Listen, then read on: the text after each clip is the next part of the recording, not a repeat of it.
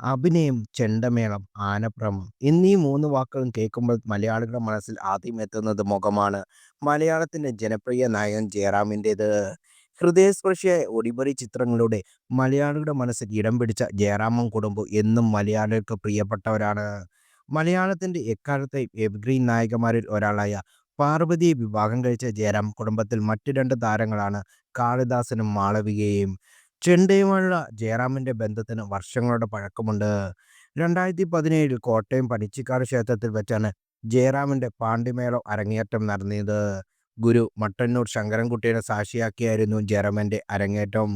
തുടർന്ന് വിവിധ ഉത്സവപ്പറമ്പുകളിൽ ജയറാമിന്റെ പാണ്ടിമേളവും പഞ്ചാരിമേളവും ഒക്കെ പ്രേക്ഷകർ കണ്ടിട്ടുണ്ട്.